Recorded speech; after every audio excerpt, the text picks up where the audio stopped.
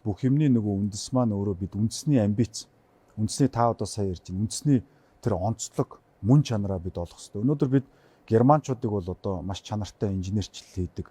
Инженерчлийн ард түмэн гэж мэднэ. Япончуудыг бол нягт нямбай цаг барьдаг гэд мэдж байна. Америкуудыг бол одоо юм худалдаа 8-ны өндөр ур чадвартай. Еврейнэр бол одоо 8-ачид ч гэдэг юм ингээд.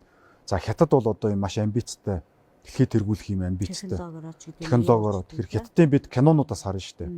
Хятадын кинонуудыг харахад л 2000 оноос эхлээл ерөөсөө хятад үндэстэн бол дэлхийд одоо тэргүүлдэг философи, түүх бүх юмараа номер 1 гэдэг кинонууд ингээл гараа авчих. Гэтэл сүүлийн одоо 25 жил манай хийж байгаа кинонуудын сэдв юу юм?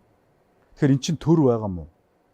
Бодлого байгаа мó? Амбиц байгаа мó гэдэг юм чинь үнэт зүйл байгаа мó? Тэгэхээр шинжлэх ухааны академи хаана вэ? Нөгөө соёлын яам хаана вэ? Нөгөө төрийн тэргүүд хаана вэ? Эн чинь нөгөө үндэсний амбицийг ингэж лидер манлайлаж ингэж чиглүүлж явах хэрэгтэй байдаг. Тэгээ энэ зүйл маань алдагдаад магадгүй Адам Смитийн далд гар Монголыг хөгжүүлнэ. Ардчлал алгуур эрдгийн 200 жил тэгээд баг багаар явдаг байхгүй юу энэ гэдэг ийм тарих угаалт бол тэрхийх явсан.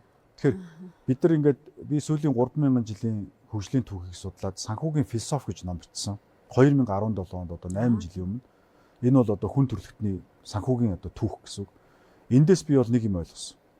Тэгэж алгуур ирдэг хөгжил гэж дэлхийн түүхэнд байгаагүй. За Монгол анхны улс нь болохгүй юм бол хөгжлийг хүчээр цөөн тооны хүмүүс манлайлж олон тооных нь уухайлан дэмжиж яг Чингис хаан одоо тэр улс орноо нэгтгэж дэлхийн хэмжээний эзэнт гүрэн болгож явж исэн шиг ингэж л авчирдаг. Яг сая хятад одоо 40 жил эдийн засгийн одоо гайхамшигтай өсөлт хийлээ. Энийг бол зан акробат эргэж байгаатай зөвлөж.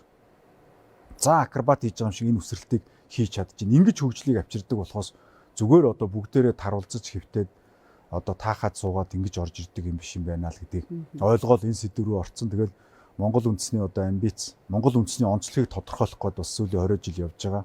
Тэгээ одоо бол тодорхойлж чадсан гэж бодож байгаа.